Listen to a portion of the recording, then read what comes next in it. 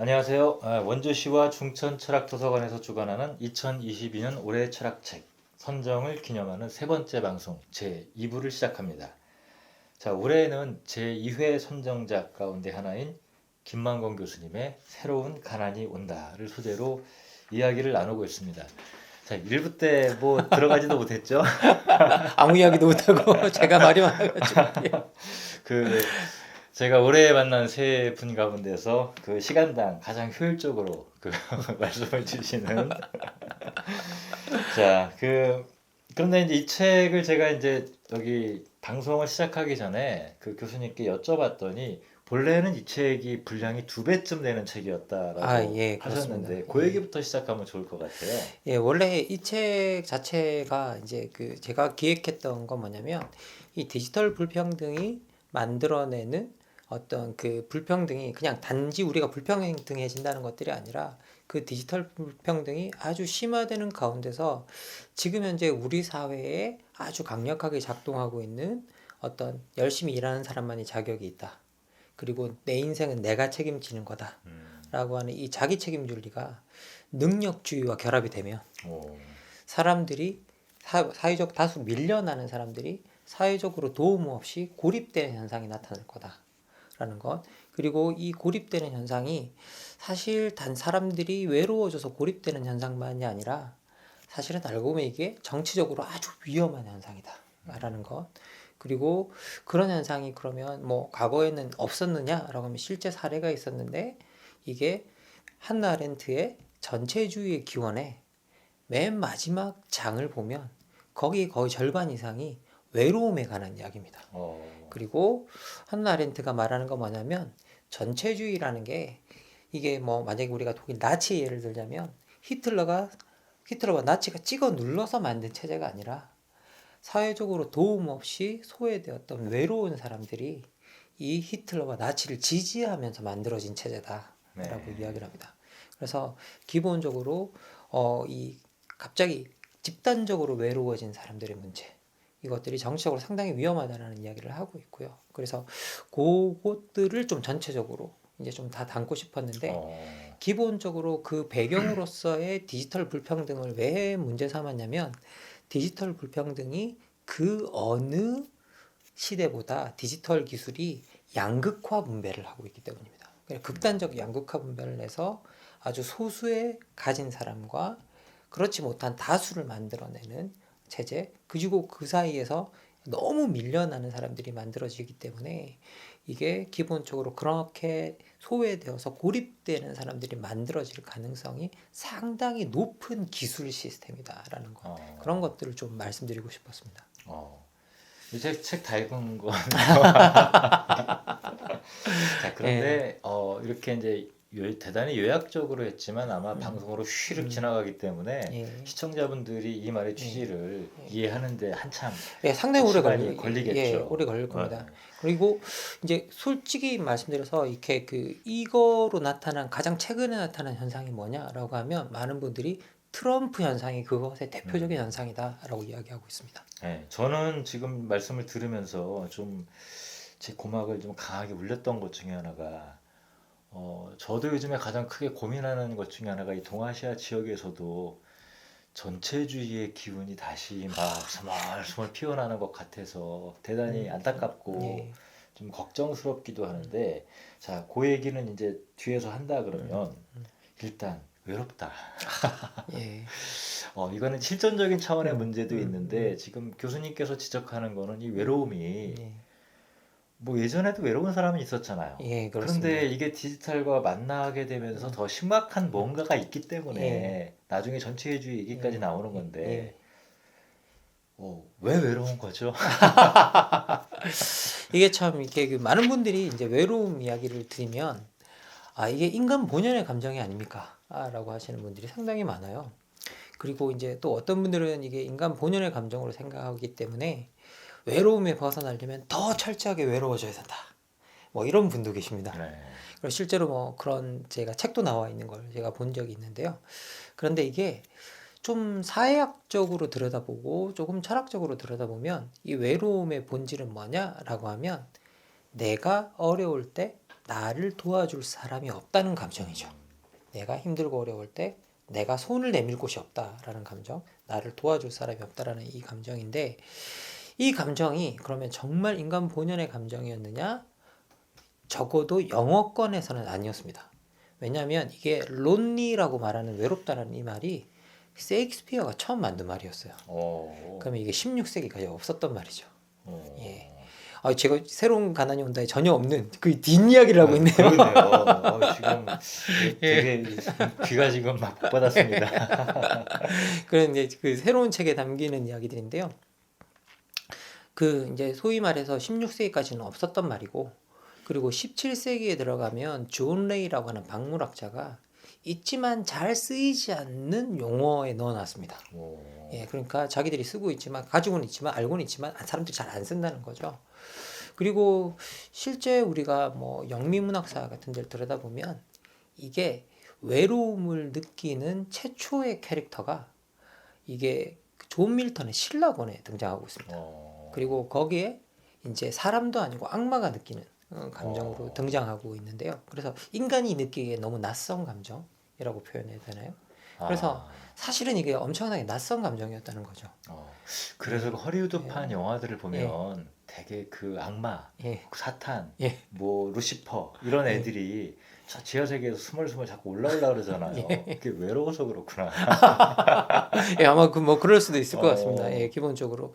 그래서 이 외로움을 느끼는 이 대상이 사실은 인간이 아니었다라고 이제 처음에 이제 그걸 인간에 이입시킨 게 아니라 악마에 이입시킬 정도로 어떻게 보면 인간에게 납선 감정이라고 우리가 생각을 하면 될 것 같고요. 그런데 이것들이 근데 지금 너무 일반적이 됐고, 그리고 과거에는 내가 어려울 때 나를 도와줄 사람이 없다는 그 감정이 정말 물리적으로 사람이 없어서, 물리적으로 떨어져 있어서 그런 건 아니겠죠. 나를 도와줄 사람이 없었다라는 감정이었는데, 이제는 이제 이게 도시로 들어온 거죠. 사람들이 다 모여 살고 내 옆에 둘러보면 다 사람인데, 내 옆에 일하는 사람이 있고 내 칸막이 하나 옆에 사람이 있는데 그 사람에게 도와달라는 말을 못하는, 내가 어렵고 힘들 때 이제 그런 상황들이 이제 현재 만들어지고 있고, 그런 것들이 특히 더 큰 문제가 뭐냐? 젊은 세대에 많이 확산되고 있다라는 거. 그리고 여러분 그 통계 보시면 상당히 놀랄 텐데요. 통계는 우리는 외롭다라고 했을 때 이 감정이 자꾸 노인 세대들이 느끼는 감정이라고 생각을 하잖아요. 근데 실제로 노인들이 전 세계 평균보다 외로운 건 맞습니다. 그런데 진짜 외로운, 통계적으로 들여다보면 외로운 세대들은 10대들과 20대들입니다. 압도적으로 높습니다. 압도적으로 그 외로움의 감정에 시달리고 있고요. 그러면 우리 새로운 세대들이 이런 감정에 시달리고 있다, 도움이 없다는 감정에 시달리고 있다, 왜 그런 일이 일어날까 우리가 생각해 봐야 될 것 같고요. 저는 그런 것들이 어떤 양극화 세계, 근데 이 양극화가 단지 부와 소득이 양극화를 말하는 게 아니거든요. 부와 소득이 양극화되고 있다는 건 직업 시장이 양극화되고 있다는 거고, 기회가 양극화되고 있다는 뜻이기 때문에 우리가 그 속에서 치열한 경쟁을 벌여야 하는 새로운 세대들의 어떤 뭐라고 해야 될까, 감정, 그리고 더 나가서 그런 감정을 가지고 성장한 세대들이 만들어갈 세계에 대해서 우리가 좀 고민해 봐야 되지 않나 하는 생각이 듭니다. 전 사실 교수님이 외로움 얘기를 하니까 제일 먼저 퍼뜩 떠올랐던 것 중에 하나가 공동체가 없어지니까 사람이 외롭다는 거 느끼는 이런 일들이 더 많아지는 게 아닌가. 예컨대 과거에도 전쟁이 많았잖아요. 지금처럼 무슨 국가 시스템이 케어해주는 그런 것도 거의 없었을 때였는데, 그렇다고 해서 전쟁으로 인한 고아들이 굶어 죽거나 하지 않거든요. 그쵸, 다 마을 사람들이 도와주고 함께 기르고 이런 일들이 있었기 때문에 생존할 수가 있었는데, 아까 말씀하셨던 것처럼 오히려 아파트 단지 하나만 있어도 몇만 명이 사는데, 그런데 옆집에 사는 어떤 분이 돌아가셨는데 보름 만에, 한 달 만에 시신이 발견되고, 이런 게 어찌 보면은 현대적인 외로움의 그 전형적인 현상의 그 표현이 아닐까 싶은데요. 맞습니다. 이게 뭐 고독사라고 우리가 흔히 부르는데요. 이제 이게 우리말로는 어떻게 번역하는가가 상당히 문제가 되겠지만, 저 같은 게 제가 알기로는 이게 독일어나 어떻게 보면 그 서양의 언어에서는 고독과 외로움이 철저하게 구분이 됩니다. 이 고독 같은 경우에는 내가 혼자 남아서 나와 마주하는 시간입니다. 그래서 반성의 시간. 그래서 이게 되게 필요한 시간이라고 하는데, 이 외로움은 아까 말씀드렸다시피 내가 어려울 때 도와줄 사람이 없는 감정. 근데 이걸 되게 낭만화 시켜서 이야기하시는 분들이 너무 많아가지고 외롭다를. 네. 그런데 사실 외롭다는 감정은 정말 비참한 감정이죠. 예, 기본적으로 많은 사람들이 이게 내가 어려울 때 나를 도와줄 사람이 없다? 이건 근본적으로 나 자신이 살아온 인생의 궤적을 묻게 되는, 도대체 나는 인생을 어떻게 살았길래 내가 힘들고 어려울 때 나를 도와줄 사람조차 없지? 라고는 근본적인 질문을 하게 되는 어떤 그런 감정이거든요. 그래서 이게 좀 이제 그 구분이 되긴 하는데, 그런데 우리는 그걸 고독사라고 부르고 있긴 있는데, 혼자 살다가 혼자 죽는 걸 이제 그 고독사라고 부르고 있는데, 사실 이 고독사 같은 경우에는 우리나라 국가 통계에도 잡히지가 않습니다. 그 이유가 뭐냐면 외로워서 죽는 게 사인이 아니기 때문이에요. 외로워서 죽는 게 사인이 아니기 때문에 국가 통계가 없습니다. 근데 이걸 볼 수 있는 지표가 따로 있는데요. 엿볼 수 있는 지표가 있는데 무연고사 지표가 있습니다. 무연고사. 이 무연고사는 왜 지표가 잡히느냐? 국가가 장례를 치러주기 때문에 잡힙니다. 국가가 돈을 썼기 때문에 잡히는 거죠. 그런데 이 무연고사 사망 숫자가 해마다 늘어나고 있고요. 그 중에서도 청년 20, 30대 청년 무연고사가 늘어나고 있는데, 20, 30대 청년 무연고사가 늘어난다는 말은 뭐냐라고 하면, 이 사실 무연고사는 사람이 죽었을 때 가족이 있더라도 시신을 인수 안 한다는 거거든요. 근데 젊은 사람이 죽었을 때는 가족이 있을 확률이 되게 높습니다. 그런데 자기 자식이 이제 20, 30대 자식이 죽었는데도 시신을 인수하지 않는 경우가 많다는 거죠. 그건 뭐냐? 이건 가족의 해체를 뜻하기도 하고요. 그리고 또 한편으로는 어떻게 보면 정말 그쪽이 너무 저소득층인 거죠. 장례를 치러줄 비용이 없을 만큼 저소득층이기 때문에 그것이 정말 사회가 양극화된다라는 어떤 증거이기도 한데, 상당히 그런 지표들 속에서 어떻게 보면 무용고사가 늘어나고 있고 청년 무용고사가 늘어나고 있다는 것 자체가 이제 어떻게 보면 지금 현재 외로움이 극대화되는 사회로 가고 있고, 그 중에서도 청년들이 그 외로움 속에 상당히 많이 시달리고 있다, 외로움이라는 감정에 시달리고 있다는 걸 간접적으로 좀 볼 수 있는 지표들입니다. 그리고 실제 이제 우리가 어렵고 힘들면 사실은 세상이 신호를 보내잖아요. 근데 이제 그 신호들 중에 뭐 저희들이 자살 시도율 같은 게 있습니다. 자살 시도 뭐 하는 그런 것들이. 근데 그건 또 국가 공식 통계가 아닙니다. 그런 것들은 뭐 또 따로 잡아야 되는데요. 그런 것들이 이제 따로 잡혀 있는 통계들을 들여다보면 놀랍게도 10대와 20대가 압도적입니다. 자살 시도가.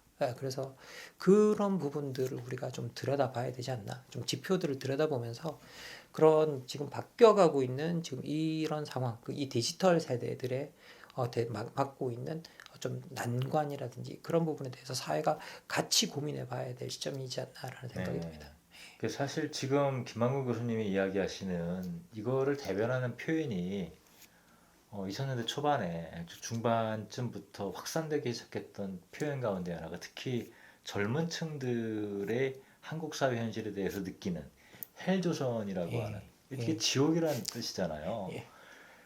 그게 마치 방송가의 뭐 관용어? 뭐 이런 식의 의미로만 생각을 했는데, 이 외로움이라고 하는 걸 가지고 얘기를 들어보니까 지옥이라는 얘기네요, 진짜.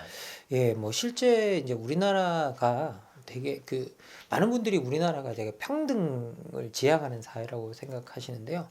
실제 여러 통계들을 들여다보면 우리나라만큼 불평등이 창작하는 나라가 없습니다. 되게 놀랍게도 우리나라만큼 불평등에 찬성하는 나라가 별로 없고요. 정말 이렇게 지금 가끔씩 보면 미국이 진짜 능력주의 나라거든요. 그런데 뭐 우리가 세계 가치관 조사 이런 지표를 보면 미국보다 우리가 훨씬 더 분배 불평등에 찬성을 합니다. 그래서 우리가 이런 것들을 여러 가지를 들여다보면 실제 불평등 분배에 찬성하는 국가에서 낙오가 된다라고 하면 상당히 큰 문제가 생기죠. 특히 우리나라가 뭐 여러 통계들 중에 이제 어떤 통계들이 있냐면요. 가정 형편이 어려운 사람이면 임금을 좀 더 주면 안 되겠냐? 뭐 이런 질문이 있습니다. 그럼 우리나라 사람의 70% 정도가 그럴 필요가 없다라고 답합니다. 그러면 이 70%가 정말 큰 숫자거든요. 근데 70%가 그럴 필요가 없다라고 한다면 10명이 앉았으면 7명이 그렇게 생각하고 있기 때문에 나머지 3명이 문제 제기를 하기가 너무 힘든 숫자입니다. 맞아요. 그런데 실제 그러면 그렇게 그 말은 뭐냐? 어려운 상황에 처했으면 그건 네 스스로 극복하라는 거죠. 힘든 상황이 있으면.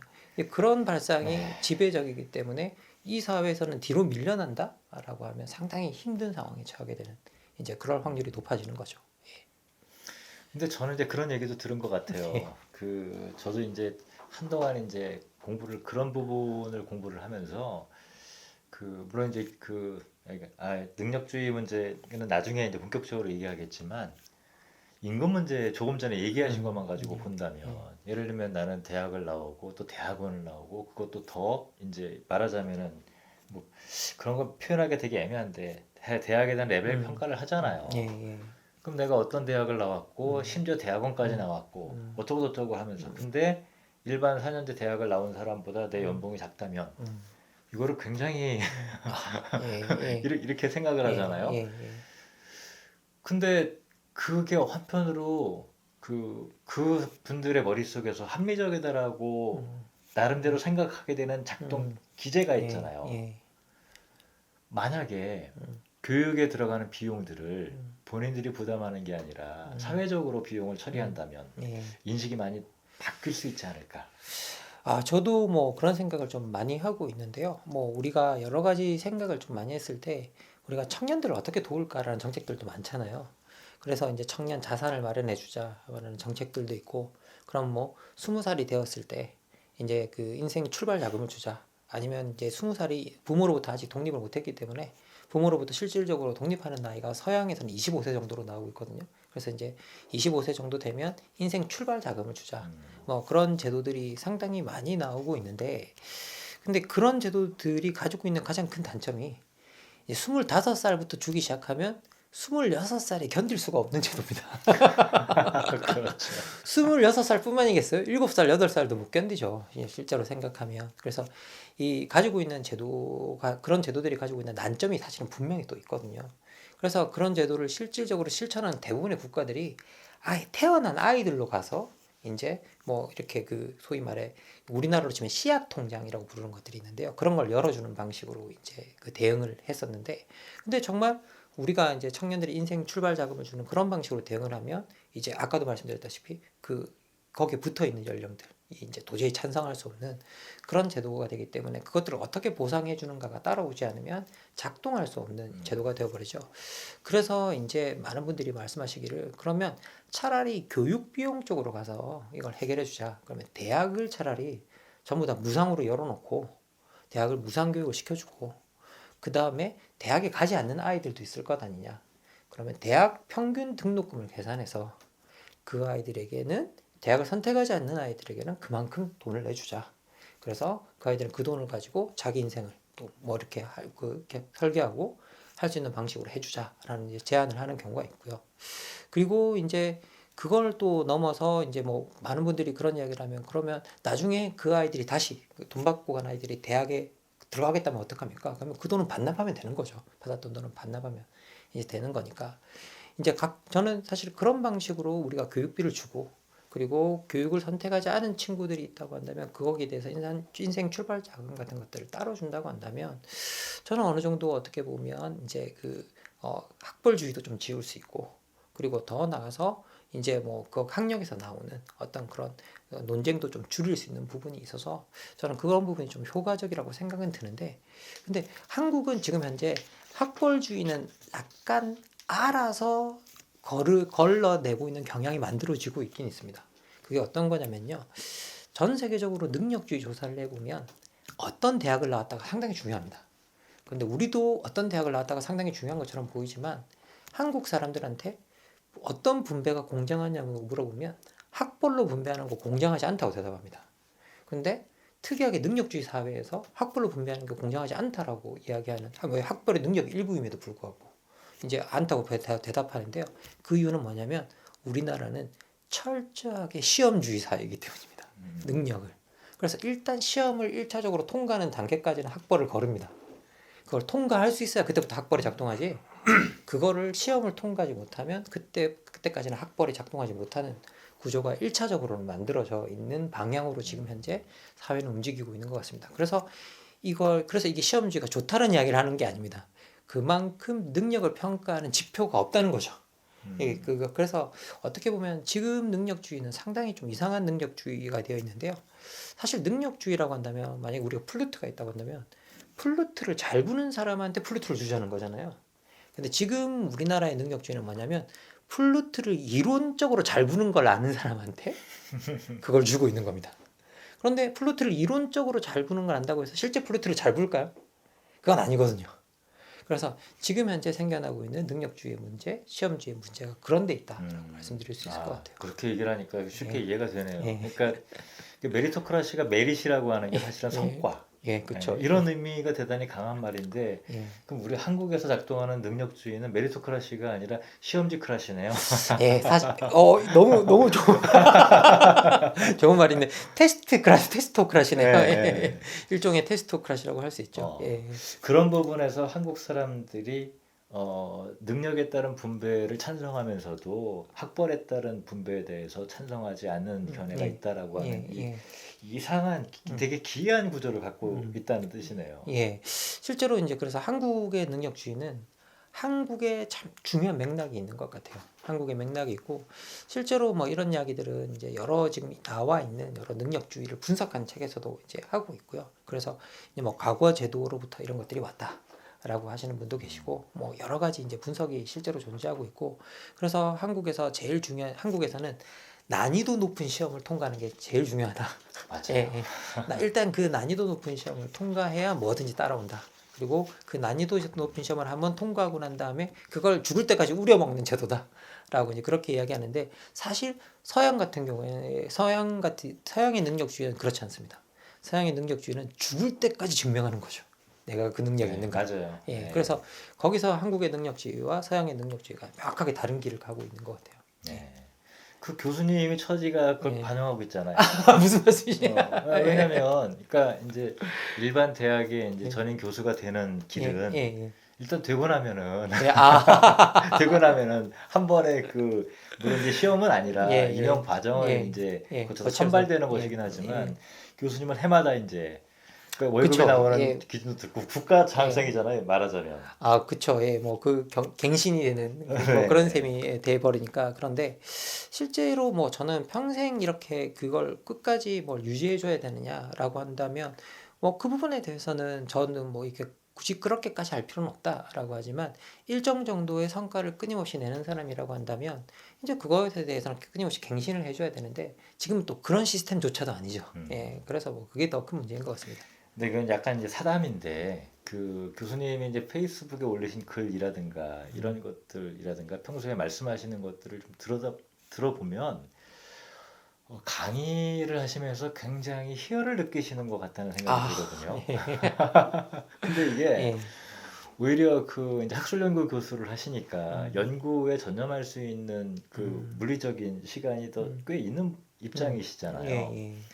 그런데 요즘 상당히 많은 뭐 교수님도 분위기 봐서 아시겠지만 대학 교수들의 가장 커다란 어려움 중에 하나가 강의를 안 했으면 하는 맞습니다. 이런 고민들을 굉장히 많이 하는데 오히려 교수님은 강의를 하시면서 희열을 느끼시는 것 같아요. 저는 이렇게 이렇게 학교 강의, 뭐 시민 강의, 저는 이제 주로 시민 강의를 많이 하고요. 그리고 또 어떻게 보면 시민 강의와 학교 강의 비율을 보면 시민 강의 비율이 뭐 훨씬 더 높은 축에 속하기도 하지만 학교 강의도 한때 엄청나게 많이 했던 시절이 있었습니다. 뭐 생계 문제 때문에 많이 했던 적이 있었는데, 근데 사람마다 이건 좀 다른 것 같은데, 저는 이제 그 학교 강의가 사회에서 받는 스트레스를 좀 푸는 장이었던 것 같아요. 왜냐면 저 뭐 이게 이렇게 말하면 되게 창피한 일인데 학생들에게 제 인생 상담도 하고 뭐 이렇게 해야 되나 뭐 어떻게 해야 되지? 막 이런 것도 뭐 물어보고 그럼 학생들이 뭐 어떻게 하면 좋겠다고 이야기도 해주고 그래서 강의가 저는 좀 즐거운 프로세스, 즐거운 시간이었던 것 같아요. 그래서 저는 뭐 그리고 저 좀 더 이렇게 말씀을 드리면 많은 분들이 강의를 하면서 학생들과 불쾌한 경험이 있었던 것에 관한 이야기들을 좀 많이 하시는 편인데 솔직하게 저는 정말 운이 좋게 그런 경험이 별로 없었습니다. 거의 없었습니다. 뭐 학생들이 저한테 뭐 따지고 든다거나 뭐 그런 일도 거의 솔직히 말하면 아예 없었고요. 아예 없었고 뭐 그래서 좀 그 사이에 제가 좀 운이 좋았던 것 같아요. 음. 그래서 아마 강의를 더 즐겼을지도 잘 모르겠습니다. 그 말씀은 이렇게 하시지만 뭐 개인적으로 학생들한테 상담을 했다. 이거는 이제 지나가는 농담이고 제가 옆에서 이제 페이스북에 쓴 글들을 가지고 판단하건데 한 학기 커리큘럼에 상당히 빡센 강의를 아니 뭐 커리큘럼 자체는 사실 이제 그 학생들이 힘들죠. 왜냐면 뭐 페이퍼를 3개를 내야 되고 그리고 이제 뭐 그리고 또 시험도 2차례를 봐야 되고 그리고 이제 뭐 이렇게 가는 과정 속에서 평가하는 과정 속에서 해야 되는 일들이 네. 좀 많긴 하죠. 예, 죄송합니다. 매주 읽어야 되는 그 예, 예. 양도 만만치 예, 예. 않고 네. 뭐 너무 많은 양은 주지 않는데요. 저는 약간 제 정치 철학의 가장 좋은 지점이 뭐냐라고 생각하냐면 너무 많은 양을 읽는 것보다는 한 2, 30페이지를 잘 읽고 거기에 대해서 깊이 생각하는 게 차라리 좀 더 효과적이라 생각해서 그냥 한 주에 보통 읽을 거리는 한 2, 30페이지 정도를 학생들한테 주는 것 같아요. 그러면 학생들이 이제 그걸 소화해서 읽고 와서 이제 토론을 좀 많이 하고 저도 질문을 많이 하는 편인데요. 근데 질문을 하면서 배우는 것도 많고 서로가 이제 뭐 여기 정답이 있는 이야기를 하질 않잖아요. 예, 아마 또 이제 저희들이 하는 학문이 정답이 없기 때문에 이제 열어놓고 그 모든 가능성을 열어놓고 이야기를 하기 때문에 더 재밌게 하고 있는 것 같아요. 저는 재밌습니다. 네. 학생들이 어떻게 느낄지 모르겠지만. 예. 자, 아까 이제 2부 들어서면서 이 새로운 가난이 온다라고 하는 책이 사실은 분량이 2배였다.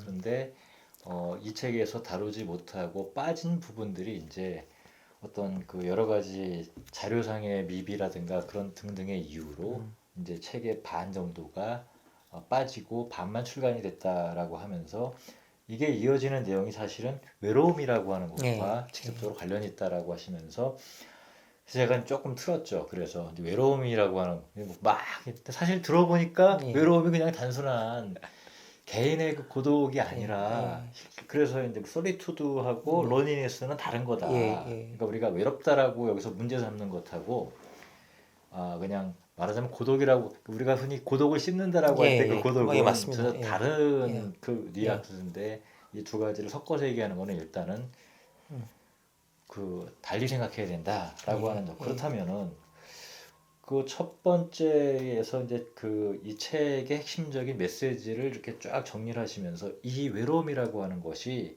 정치적으로 굉장히 위험하다. 요 얘기를 하셨거든요.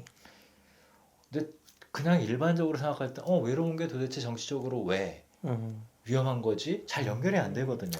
뭐 이렇게 여러 가지 이유를 들을 수 있을 텐데 저희가 유튜브 방송이고 그래서 좀 직관적으로 이제 말씀을 드린다면 내가 아주 어렵고 고통스러운 시간을 지나고 있고 그리고 이것들이 되게 장기적인 시간이었는데 아무도 사회가 나를 도와주지 않는 상태였어요.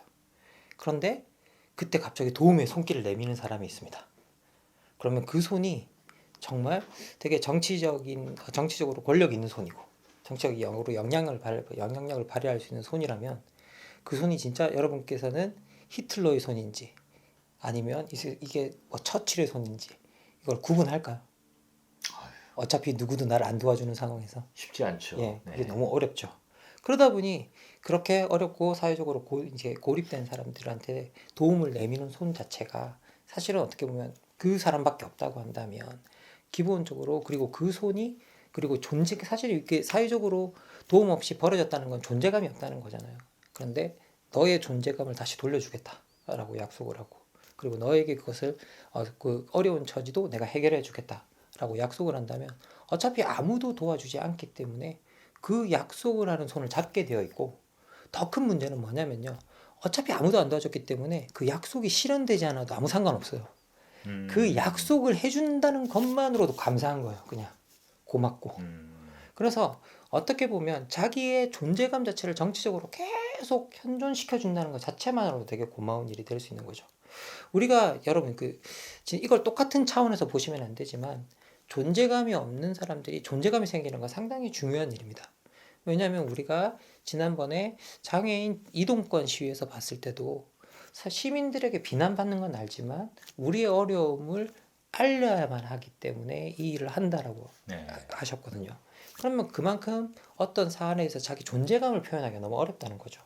그런데 그 존재감을 표현하도록 돌려주겠다라고 약속하는 사람이 있다고 한다면 그 사람의 손이 이제 그 사람 내미는 도움의 손길이 이게 히틀러든 트럼프든 이게 별로 문제가 되지 않는 상황이 만들어지는 거죠. 그래서 이게 어떻게 보면 민주주의 전체 상황으로 보면 위험해지는 상황이 되는 것 같고요. 저는 뭐 영국에서 여러분들이 이제 그 2018년 1월에 우리는 외로움부 장관이 임명됐다. 라고 외로움부 그 장관이요? 이 장관이 임명됐다라고 해서 보도가 됐었는데 사실 우리나라에서는 미니스터가 장관급이긴 한데 영국에서 미니스터는 일종의 차관 정도급이라고 봐야 될 것 같습니다. 장관 바로 아래에 있는 어떤 급이라고 봐야 될 것 같은데 어쨌든 외로움을 담당하는 어떤 그 직이 하나 생긴 거죠. 일종의 부장관직 같은 것들이 차관직 같은 것들이 생겨났는데요. 그걸 그냥 단순히 사회가 외로워져서 그렇게 대응했다라고 보기에는 유럽의 경험이 너무 명확했던 거죠. 유럽에서 이제 한나 아렌트가 전체주의 기원이나 이런 것들을 통해서 집단적으로 외로워진 사람들이 어떻게 보면 상당히 정치적으로 위험해졌고 그것이 문제가 되었고 전체주의를 떠받치는 어떤 다 중요한 요소가 되었다라고 이야기를 하고 있기 때문에 그런 정치적 위험성까지 다 좀 뭐 그 사실은 영국에서는 계속 경고가 되고 있었고 그렇기 때문에 그런 것들에 대해서 대응하기 위해서 국가가 선제적으로 나선 거라고 보시면 될 것 같아요. 네, 전체적으로. 이런 거 되게 좋네요. 아, 그 장관이라고 한다면 국가 조직이란 예, 얘기잖아요. 그렇습니다. 조직의 예, 수장인데 외로움부 장관, 음, 뭐 그러니까 농림 어쩌고저쩌고 하는 그런 부서 말고 먹거리 장관 예, 이런 거 예, 하면 더 예, 좋을 것 같아요. 예. 실질적으로 영국에서는 세계 최초로 그렇게 외로운 장관을 임명하고 같은 해에 자살 예방 장관도 임명했어요.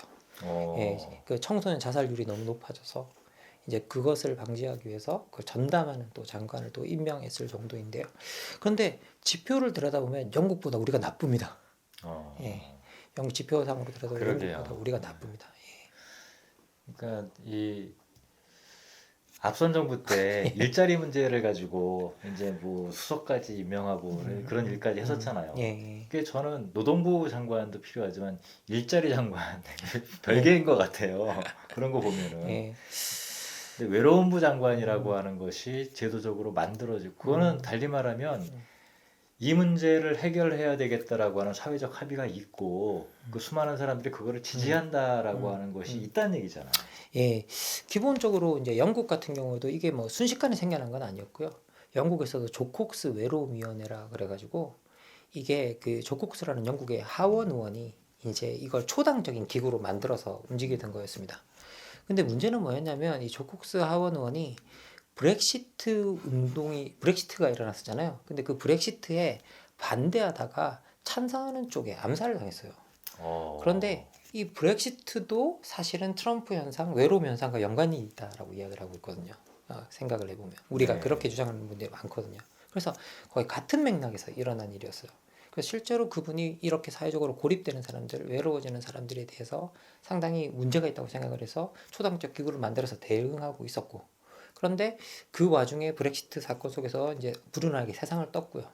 정말 영국에서 그렇게 정치인이 암살당하는 일이 별로 그러게요. 없는데 그런 일이 실제로 일어나서 상당히 좀 난감해졌고 그리고 그 유지를 이제 계속 이어받아서 나왔는데 거기 보면 아주 대책도 구체적이에요. 이렇게 들여다보면 대책이 실제로 이런 외로움을 다룰 정치 리더십을 세워라. 그래서 그러면 장관을 임명하라는 거죠. 그런 것들을. 그리고 이런 걸 외로움을 측정할 수 있는 지표를 만들어라. 그리고 정부가 그 지표를 만들고 연간 보고서를 발간해라. 아, 예. 그리고 세 번째로 이 정책을 실현할 어떤 그러니까 소위 말해 재정을 만들어라. 재정을 그 시민사회, 뭐 기업, 정부 이렇게 다 협력을 해서 다 그 재정을 만들어라고 했고 영국이 세 단계의 이 보고서가 권유한 이 세 단계를 다 따라서 실제로 했습니다. 그냥 단순히 그냥 폼으로 임명한 게 아니라 실제로 장관도 임명하고 국외 부처가 협력해서 실제로 어떻게 그 지표를 만들고 그 발간할 것인지에 대해서 협력체를 만들고 그리고 거기에 들어가는 돈을 해당하는 이제 그 재정을 영국이 2020년인가에 아예 이제 따로 만들어서 실제로 재정을 붓기 시작했습니다. 그래서 실제로 작동하고 있는 뭐 형식적으로 된 게 아니라요. 아주 심각하게 보고 작동하고 있는 정책 중에 하나다라고 보시면 될 것 같아요. 네. 야, 이런 얘기를 들으니까 사실 아까 저는 그 얘기를 들었을 때 그 구원의 손길 같은 예, 그러니까 내가 정말 어렵고 힘들고 지쳐 있는데 아무도 나를 돌봐주지 않는데 누군가 손을 내밀었다. 그리고 더군다나 나를 북돋아주고 나에게 힘을 주고 이 손을 그 누구도 잡지 않겠네. 근데 그 얘기를 하는 순간 물론 무대나 맥락은 전혀 다르지만 뭐 최근에 이제 우리나라 드라마가 되게 재밌잖아요. 근데 드라마를 보다 보면 드라마에는 주인공은 나오지만 늘 악역을 맡은 빌런들이 나오잖아요. 근데 빌런들의 역할이 바로 그 손길을 갖고 있는 사람들이잖아요. 예, 맞습니다. 그래서 예. 늘 드라마에 보면은 정말 나쁜 악인이 있는데 이 악인 가운데서 조폭이 주인공인 사람 빼놓고 자기가 직접 손에다가 피를 묻히는 주인공은 거의 없잖아요. 그렇죠. 예. 다 조력자가 있단 말이에요. 근데 그 조력자들이 하는 일들이 다 안 좋은 일들인데 그걸 하는 사람들이 왜 할까? 그렇죠. 바로 그 손길을 잡은 그렇죠. 사람들의. 근데 예. 지금 교수님이 말씀하시는 얘기는 이 외로움을 느끼는 이 사람들이 그냥 몇몇의 소수가 하는 게 아니라 절대 다수가. 그렇죠. 그게 너무 사회적으로 많이 양산되고 그것이 다수가 되기 시작하면 그 다수 중에서도 어떻게 보면 자기 존재감을 회복하고 싶은 또 소수들이 있거든요. 그러면 그 소수들, 극렬 소수들 같은 경우에는 아주 극렬 이제 지지자들이 되기 시작하고 그런 것들이 그런 존재들이 흔히 한나 아렌트가 모브이라고 부르는 이게 정확한 번역은 아니지만 우리 지금 번역세는 폭민이라고 번역이 되어 나오고 있는데요. 그래서 그렇게 과도하게 열광적으로 지지하는 세력이 되어서 뭐든지 이 지도자를 위해서라면 뭔가를 할 수 있는 준비가 되어 있는 집단들이 만들어지고 그러면서 정치가 극단화되는 현상들이 이제 만들어진다는 거죠. 그래서 전체적으로 우리가 이걸 들여다봤을 때 상당히 정치적으로 위험할 수 있는 가능성이 있고 그래서 미리 우리가 이런 것들을 좀 대응하기 위해서는 사실 사회적으로 어떤 어려운 처지에 있는 사람들을 좀 보호하는 그런 보호망을 우리가 좀 튼실하게 좀 만들 필요가 있다라는 생각이 들고요. 그래서 야 뒤쳐졌으니까 다 니네 탓이야 라고 이렇게 버려두기 시작하면 오히려 그것들이 민주주의에 대한 위협 같은 종래에는 그리고 그 민주주의가 위협이 되면 실제로 지금 현재 자본주의 시스템을 방어해주는 게 민주주의잖아요. 그렇죠. 그러면 네. 거기서 이익을 얻고 있는 사람들도 위험해지는 결과가 나옵니다. 그러니까 이렇게 말하면 또 뭐 자본의 이익을 방어하라는 거냐 결국 이렇게 말씀하시는 분들도 있겠지만 모두를 보호하는 게 그렇게 해서 그렇게 그 사회적으로 고립된 사람들을 보호하는 시스템을 만드는 게 사회를 보호하는 거다라는 말씀을 드리는 거예요. 사회 전체를 사실은 보호하는 거다. 예. 자, 그런데 그 얘기를 이렇게 얘기하실 때는 사실 느낌 섬뜩하다고까지 오진 않거든요. 예. 근데 내용적으로 보면은 결국 그런 것들이 드러나는 표현이 음. 전체주의다라고 하는 표현도 차원이 달라지는 거 아닙니까? 예, 그렇죠. 이제 20세기에서는 그것이 전체주의였고요. 그런데 제가 또 한나 아렌트 이야기를 하게 되는데 한나 아렌트가 전체주의가 20세기에 새롭게 나타난 현상이었다. 그러면 20세기에 새롭게 나타난 최초의 사회적 현상이라고 있는가? 그게 바로 인간이 집단적으로 외로워지는 게 20세기에 처음 나타났다라고 이야기합니다. 그래서 그것들이 서로 맞물렸다라고 그렇게 이야기를 하고 있는데요. 기본적으로 그 부분을 좀 들여다봐야 될 것 같고 21세기에는 저는 이게 전체주의 형식보다는 포퓰리즘의 형식으로 드러나고 있다라고 말씀드릴 수 있을 것 같은데 그 포퓰리즘이 그냥 단순히 포퓰리즘이 아닙니다. 뭐 우리 지금 트럼프 포퓰리즘 이야기를 하고 있지만 지금 여러분 미국에서 트럼프가 다시 정치에 등장하지 못하도록 온갖 노력을 다 하고 있거든요. 제도적 노력을 다 하고 있습니다. 뭐 지금 뭐 그래서 수사도 들어가고 뭐 온갖 그렇게 하고 있는 이유가 뭐냐라고 하면 이게 미국 역사에서는 정말 없었던 경험입니다. 왜? 미국 시스템에서 처음으로 포퓰리스트가 정권을 잡은 최초의 사례였습니다. 그러니까 미국 시스템에서는 도저히 포퓰리스트가 정권을 잡을 수 없다고 생각했어요. 미국 사람들은. 그런데 정말 그 제도 속에서 포퓰리스트가 처음 등장했는데 그 포퓰리즘의 규모가 너무 어마어마한 거죠. 왜냐? 많은 분들이 지난 선거를 그냥 단순히 트럼프와 바이든의 선거였다고 생각하면 아닙니다. 트럼프와 그 외의 모든 전체의 선거였습니다. 그래서 공화당 내에서도 트럼프에 반대하는 사람들이 전부 다 바이든 쪽에 섰습니다. 그래서 부시 대통령 같은 사람들이 나와서 바이든 지지 연설을 하고 공화당 전 대통령이었는데 그런 일들을 다 했던 거죠. 그래서 정말 어떻게 보면 이 포퓰리즘의 부상을 막기 위해서 저번 선거는 총력전을 벌였던 선거였고요. 그 총력전에서 간신히 이겼던 선거였습니다. 네. 예. 그래서 이게 우리가 그 규모를 들여다봐야 되는데 정말 엄청난 규모였었고요. 그리고 그런데 그 포퓰리즘이 동원되는 내용들을 들여다보면 이제 어려운 사람들을 향해서 이제 트럼프가 뭐라고 이야기하느냐?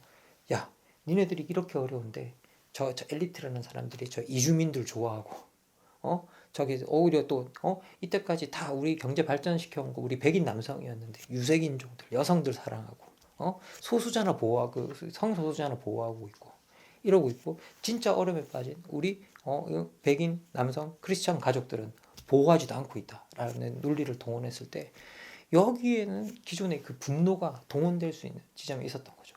명백하게 단순히 뒤처지고 점점 뒤처질 가능성이 있고 어려움에 빠져 있는 사람들을 동원할 때 누군가 상대방이 제3집단을 설정하고 그 3집단의 혐오를 통해서 동원하는 현상이 나타났었거든요. 그런데 이게 흥미로운 건 뭐냐? 라고 하면 흥미롭다고 표현하면 안 되겠네요. 더 최악인 건 뭐냐? 트럼프가 이러는 걸 전 세계가 다 배워갔어요. 배워가서 그걸 하고 있어서 이건 큰 문제고 우리나라에도 없다고 할 수가 없습니다. 그래서 되게 그 부분의 표현이 부드러우시네요. 아니, 그러니까 보통 우리가 정치한다 그러면은 정치라고 하는 것이 그 하는 역할을 정당화할 때 가장 기본적으로 얘기하는 게 정치 공동체를 세우는 역할이잖아요. 그리고 내부 성원들을 화합하고 뭐 통합이라는 단어를 많은 분들이 이제 싫어하기 때문에 어쨌든 간 하나의 공동체로 수많은 사람들을 묶어내는 작업이 정치행위의 본질이라고 얘기를 하는데 근데 요즘 정치인들이 하는 짓들을 보면은 쪼개기 하는 것 같아요. 전부 다. 이게 우리가 그 쪼개기의 핵심에 들여다보면 그 쪼개기를 지지하는 팬덤들이 있는 거죠, 사실. 그래서 이제 우리가 과거부터 이제 정치인들을 지지해주는 세력들은 분명히 있었는데 이것도 사실 디지털 문제와 연관이 되어 있습니다. SNS라고 하는 정말 어떻게 보면 유권자와 대표자의 거리를 완전히 없애버린 이게 그 플랫폼이거든요. 그래서 이 디지털 플랫폼이 들어오면서 유권자와 대표자가 바로 서로 소통할 수 있게 된 거죠. 과거에는 항상 거리가 있었습니다. 그것이 유권자와 그리고 대표자라는 건 뭔가 하나를 거쳐가야 되는데 그걸 거치지 않고 바로 소통할 수 있게 되고 그리고 그러면 거기에 대해서 유권자가 뭔가 말했을 때 대표자가 바로바로 답해주는 시스템까지 만들어지는 거죠. 그래서 심지어 트럼프가 가장 많이 쓴 시간이 이게 진짜인지 아닌지 모르겠지만 농담처럼 SNS에 답글 쓰는데 시간을 제일 많이 썼다고 했을 정도로 어떻게 보면 이제 거기에 그런 것들이 많이 이제 응축이 되어 있는데요. 그렇게 그 SNS라고 하는 새로운 디지털 플랫폼이 들어오면서 정치의 양상 자체가 이제 변해가게 되는데 그 양상 속에서 이제 팬덤 같은 것들이 등장하기 시작하는 거죠. 그런데 사실 정치는 우리가 팬을 중심으로 움직이는 어떤 그런 것들 활동이 아니라는 거죠. 정치는 모든 사람 정치는 사실은 나와 적대하는 사람들도 같은 공동체 내에 있으면 같이 가야 되잖아요. 그렇죠. 그런데 기본적으로 팬덤은 그렇지 않거든요. 팬덤은 서로 싸우거든요. 그러면 계속 팬덤이라는 것들이 같은 공동체 안에서 다양한 어떤 그런 정치인들의 팬덤이 생겨나면서 이게 정치적인 어떤 그런 전체적인 공동체를 생각하지 않고 우리가 하는 것이 우리가 통치하는 것이 우리가 지지하는 사람이 하는 것이 이게 가장 올바른 어떤 형식의 지지다라고 이제 이야기하기 시작하면 여기서부터는 정말 답 없이 서로를 적대하고 미워하고 그리고 여기서는 부족주의가 만들어질 수밖에 없고 그때부터는 이제 정치에서는 사실이 아무것도 안 중요해지고 우리한테 유리한 사실만 중요해지는 어떤 그런 일들이 만들어지게 되는 거죠. 그래서 이 부분에 대해서는 상당히 이제 문제가 되는데요. 저는 정치인들도 이 팬덤은 조심해야 된다고 생각합니다. 왜냐하면 정치 팬덤이 많은 분들이 정치인들이 팬덤을 어떻게 통제할 수 있다고 생각하는데 아닙니다. 시간이 지나면 지날수록 팬덤이 정치인들을 통제하기 시작합니다. 그래서 팬덤이 원하는 걸 정치인들이 하지 않는다? 그럼 정치인들이 자기 정치 생명을 유지할 수 없는 현상이 나오고 그리고 정치인들이 팬덤에 반하는 일을 하게 된다? 그러면 그 팬덤들이 그 배신감을 견디지 못합니다. 그리고 반드시 반격에 나서게 됩니다. 자기가 오히려 떠받들던 정치인들을 자기 손으로 어떻게 보면 파묻어버리는 일들이 일어나거든요. 그래서 정치인들도 여기 빠지는 건 좋지 않습니다. 그래서 근본적으로 이 부분에 대해서는 서로 다 조심해야 되는 부분이 아닐까라는 생각이 듭니다. 근데 그 마지막 표현은 그 정치인들이 참 벗어나기 힘들 것 같아요. 근데 지금 말씀을 듣다 보니까 이것도 이제 그 현상의 일부인데 이미 10몇 년 전부터 빠 예, 무슨 빠 이런 표현들을 거의 넘쳐나잖아요. 그러니까 뭐만 나오면 무슨 빠래요. 근데 저는 한 번도 그 표현을 써본 적이 없어요. 예, 예. 이건 진짜 안 좋은 현상이라고 생각을 했거든요. 예, 뭐 이게 저희들이 이제 열광적으로 지지하는 층들이 있는 거죠. 그런데 이게 우리가 뭐 어떤 것에 열광적으로 빠져 있고 지지한다라는 것 자체를 무조건 나쁘다라고 할 수는 없는데, 그래서 무언가 우리가 지지하는 것과 반하는 곳에서 일어나는 사실들 자체를 무시한다든지, 네, 맞아요. 아니면 뭐 우리가 원하는 것과 뭔가 결이 다른 일이 일어났는데, 근데 그 결이 다른 일을 이렇게 우리가 지켜보니까 그게 사실은 그쪽 방향으로 가는 것들이 오히려 더 나았다든지, 어떤 그런 것들이 일어났을 때 그런 것들을 인정하고 수용할 수 있어야 되는데, 그 열광이 그런 것들을 수용하지 못하게 만드는 그런 경우가 있습니다. 그럼 이건 상당히 심각한 문제죠. 그럼 열광이 사실은 열광이 아니라 좀 단단한 편견으로 굳어지게 되고, 이제 그 편견이 한번 자리 잡기 시작하면 문제는 뭐냐? 어떠한 사실이 들어와도 반사가 되는 이제 그런 일들이 일어나는 거죠. 그런데 모든 정책은 사실에 기반하지 않으면 우리가 제대로 된 논의를 할 수 없고, 제대로 된 논의가 없으면 올바른 정책이 설 수가 없습니다. 그래서 기본적으로 정치가 사실을 버리는 순간 다 망가지게 돼 있습니다. 그런데 그 팬덤이 사실을 외면할 수 있다는 점에 있어서 이 부분을 상당히 조심하고 우리가 경계해야 될 현상이다라고 말씀드릴 수 있습니다. 네. 자, 사실 오늘 그 올해 철학책 새로운 가난이 온다라고 하는 이 책을 이제 그 소재로 한 게 아니라 핑계로 담았네요. 예. 그래서 오늘 이제 이 책에 원래 담기려고 했지만 담지 못했던 반쪽에 관한 이야기를 주로, 하지만 이제 일부 이야기밖에 없이 들을 수 없었기 때문에 뭐 모든 얘기를 다 들을 수는 없을 것 같지만, 그래서 제가 이렇게 준비를 해왔던 질문들이 있었는데 뭐 상당수의 내용들이 이미 나오긴 나왔지만 아쉽게도 그 많이 논의를 하지 못한 부분들이 있는 것 같아요. 하지만 그럼에도 불구하고 딱 한 가지 제가 그 여쭙고 싶은, 사실 2부를 시작할 때 첫 번째 질문으로 던지려고 했던 거였는데, 그 질문을 마지막으로 교수님께 질문을 던지고 답변을 듣고 이제 시간을 마무리해야 될 것 같습니다.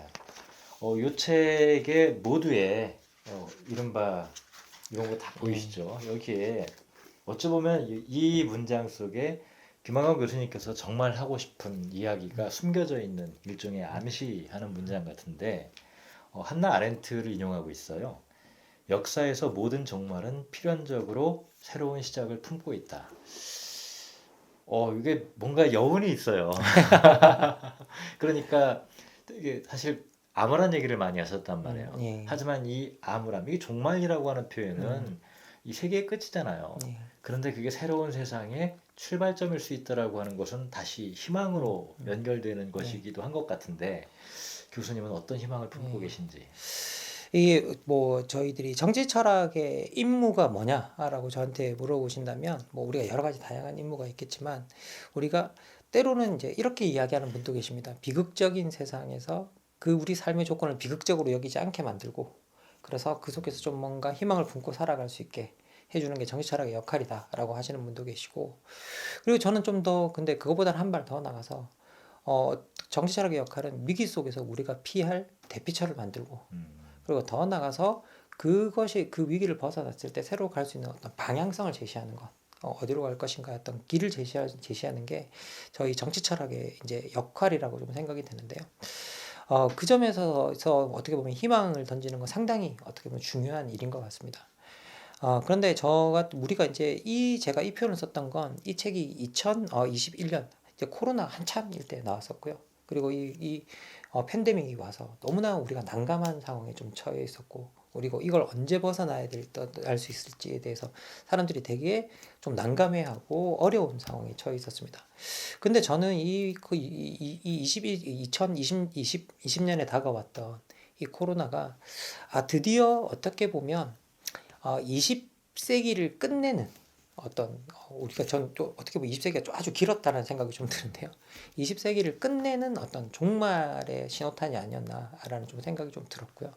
그리고 어떻게 보면 우리가 이제 20세기식의 발전이나 20세기식의 성장론이나 20세기식의 분배론에서 벗어나서 뭔가 새로운 방향으로 가야 함을 알려주는 어떤 신호탄이었다라는 생각이 들고요. 그래서 이제 기후 변화나 뭐 이런 것들을 다 고려해서 우리가 성장의 방식도 바꿔야 되고, 그리고 더 나아가서 디지털 기술의 발전을 고려해서 분배하는 방식도 바꿔야 되고, 그런 모든 것들을 변화시키는 첫 번째 시작점이다라는 생각이 좀 들었었고요. 그리고 거기에 인용하기 가장 좋은 문장이 바로 이제 이 문장이었다는 생각이 듭니다. 우리가 어떤 한 시대가 끝났다라고 하면 그 시대의 끝에서 암울한 것들이 아니다. 이제 오히려 암울한 한 시대가 끝났을 수도 있다라는 생각이 들고요. 그 암울한 한 시대를 넘어서 우리가 좀 더 달리 살아보는 세계를 만들어 보면 어떨까? 하나의 예를 들자면 우리는 20세기에 기술이 발전할 때 이 기술이 발전하면 컨베이어 벨트 옆에 내 일자리가 사라질 텐데, 그 고민을 했다면 21세기에는 새로운 고민이, 좋아, 이 컨베이어 벨트 옆에서 일하는 건 기계에게 맡기겠어. 그리고 그 기계에게 일할 수 있는 권리를 준 대가로 거기서 우리가 수익을 얻고, 그런 것들을 우리가 나눠 가지면서 우리가 하고 싶은 일을 하는 그런 방향으로 우리가 발상을 전환해보는, 이제 그런 쪽으로 우리가 좀 새로운 어떤 발상의 전환을 해보자. 그리고 새롭게 그렇게 시스템을 같이 지어보자. 그리고 그런 일들은 우리가 다 같이 노력했을 때 할 수 있는 일이다라는 생각이 들고요. 그리고 언제나 우리가 역사를 들여다보면 역사는 우리 인간이 변화시킬 수 없는 것처럼 보였지만, 실제 우리 인간들이 수많은 뭐 프랑스 대혁명이니 미국 혁명이니 뭐 이렇게 수많은 우리나라 역사를 봐도 뭐 87년이니 이렇게 변하지 않을 것 같은 걸 다 우리 인간들이 개입해서 무너뜨려 왔다라는 걸 생각을 해보면 우리들 손으로 그런 것들을 바꿀 수 있을 거다라는 생각이 들고요. 그래서 그런 희망을 가지고 좀 뭔가를 해보자라는 말씀을 드리고 싶습니다. 그리고 또 이제 갑자기 또 한나 아렌트 이야기를 좀 하게 되는데요. 한나 아렌트가 이런 이야기를 합니다. 뭐 결국 아우구스티누스 이야기를 이제 빌려온 거긴 한데요. 신이 이 세계를 만들고 난 다음에 이 세계를 자신이 창조했다는 걸 증명하기 위해서 인간을 만들었다. 그런데 그래서 인간이 새롭게 한 사람 한 사람 태어날 때마다 자신이 만든 우주가 새롭게 출발하도록 하였다라는 이야기를 합니다. 그래서 이걸 저희들이 탄생성이라는 개념으로 이야기를 하거든요. 그런데 이건 어떤 이야기냐면요. 우리 인간은 이미 태어날 때 이 우주를 한번 출발시키는 기적을 만들었다는 거예요. 그렇다면 그런 기적들 만드는 힘이 우리 인간의 손에 있다고 믿자라고 이야기를 합니다. 자, 그래서 실제 우리는 새롭게 시작할 수 있다. 그런데 그 새로운 시작을 할 때 늘 한나 아렌트가 강조하는 건 뭐냐면, 이 세계를 혼자서 바꿀 수 있다고 믿었던 수많은 무능한 사람들의 이야기로 이 역사가 가득 차 있다는 거예요. 이 세계가 바뀌는 건 언제나 동료를 찾고 그 동료들과 함께 바꿔 나가는 거다라고 이야기합니다. 그래서 저희들이 이런 새로운 것들을 만들어 나갈 때 동료들 옆에 있는 우리 동료 시민들을 찾고 그 동료들과 같이 결속해서 같이 연결해서 이 세계를 좀 새롭게 출발시켜 봤으면 좋겠다라는 생각을 담아서 그 구절을 하게 되었습니다. 네. 예.